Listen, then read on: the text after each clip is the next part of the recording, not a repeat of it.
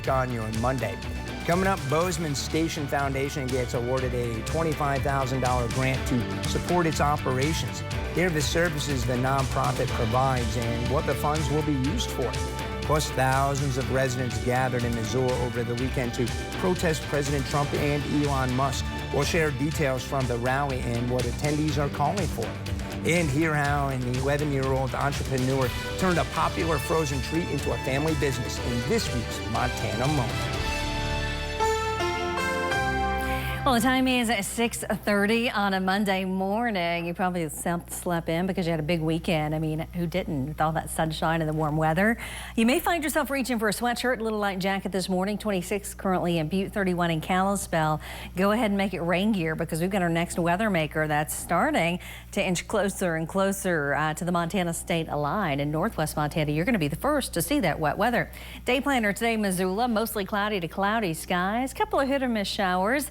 Temperatures in advance of that front still going to make their way into the 60s, 63 at around 2 p.m. this afternoon. Not only will we see cloud cover, we're going to have some windy conditions, gusty west wind, 20 to 30 miles per hour will be common, but there could be a couple of isolated higher gusts around Dillon. As we move into the overnight hours, snow levels are going to drop low enough that we start to see a change over to snowfall. I'll tell you who has the best chance coming up in about 10 minutes. One Bozeman nonprofit which provides vital services to the special operations local community and nationwide has been awarded the 2024 Defender Service Award. The Station Foundation, a nonprofit, is one of 6 charitable organizations to receive this award, which comes with a $25,000 grant and a customized surplus vehicle. The foundation serves the special operations community by making sure they are able to reintegrate into the communities in a confident way after deployment. Now, they offer services through their 3 projects. The Homecoming Project, which helps service members, spouses, and kids work through the impacts of combat. The Legacy Project is created for children who lost their parent while serving. It teaches how to live through life and address the challenges they may face with the absence of a parent. And lastly, the Interwoven Project takes the nonprofit's programs, applications, and exercises into other communities outside of Montana, so families can still receive the same benefits that are offered in Bozeman.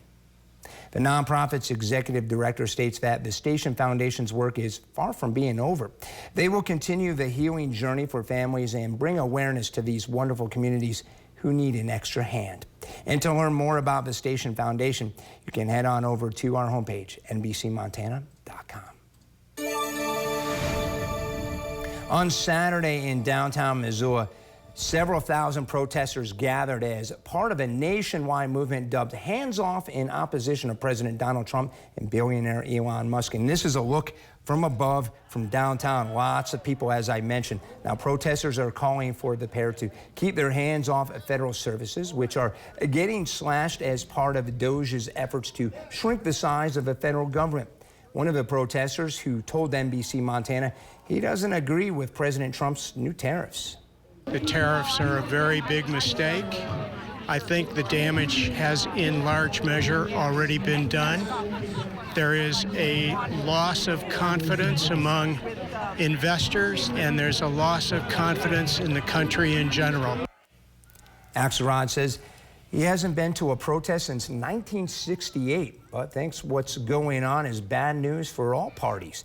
Meanwhile, Debbie Fisher says she was never politically active until now, but told NBC Montana she's concerned about her rights. Being older, of course, I'm worried about Social Security, but I'm also worried about human rights. And Medicare. After remarks, protesters took to the street and marched across the Bear Tracks Bridge. And Missoula isn't the only city protests were held over the weekend. Several hundred protesters gathered in downtown Hamilton. They are worried about tariffs, health care, threats to Social Security, the firing and forced retirement of federal workers, and a slew of other issues. The protesters were on full display and marched along First Street, then turned west to gather at the River Street Dance Theater. They came to support veterans, local businesses, farmers, and ranchers, and Hamilton's esteemed Rocky Mountain Laboratories, or RML. Speakers urged supporters in a call to action. So these farmers right now are getting brutalized by the financial industry because of unchecked inflation and playing a shell game with tariffs, okay? This is an unprecedented situation. As of this week, RML has lost at least 40 people. The remaining staff has been discredited, disrespected, and discouraged from remaining in public service. The dishonorable bullies holding the reins of power seek to elevate themselves by tearing down the value of our federal workers. But what they're really doing is demeaning all Americans and diminishing the well-earned respect we once held from the eyes of the world. Representatives of the Bitterroot Hands-Off movement are urging supporters to get involved, especially in supporting their local community. Americans and U.S. markets are preparing for more tariff turmoil after the next round of levies took effect over the weekend. President Trump's Treasury Secretary telling NBC News workers ready to retire aren't worried about day-to-day market fluctuations. Democrats slamming that response as 401ks plunge. The president is back in Washington today after protesters rallied from coast to coast against his policies. NBC's Alice Barr has the latest from Washington.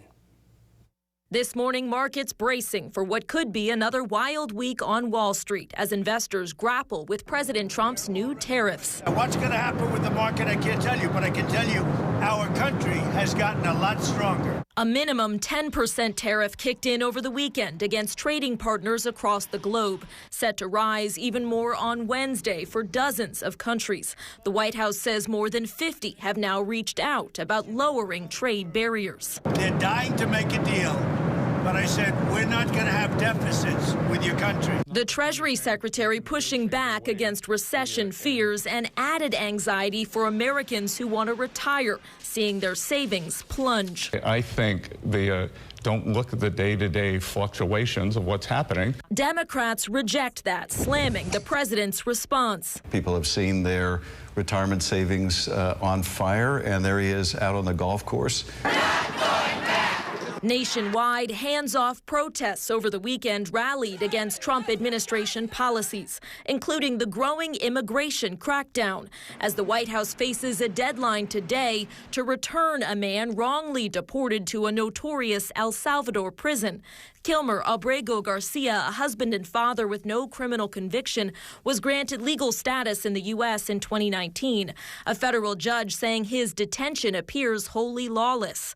The Trump administration says he's affiliated with the MS-13 gang, though the Justice Department's own lawyer acknowledged the absence of evidence in court.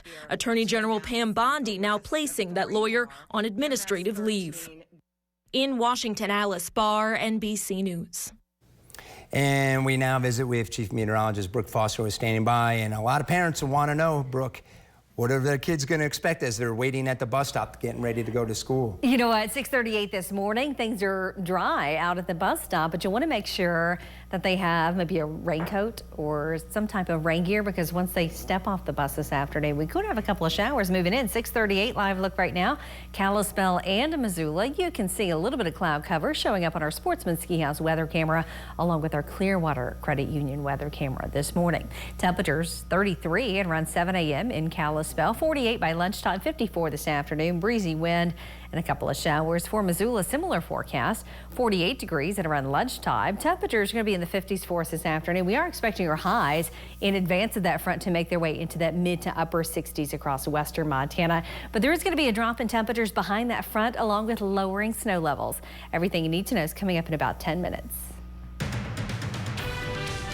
Coming up, hear how an 11-year-old entrepreneur turned a popular frozen treat into a family business in this week's Montana Moment.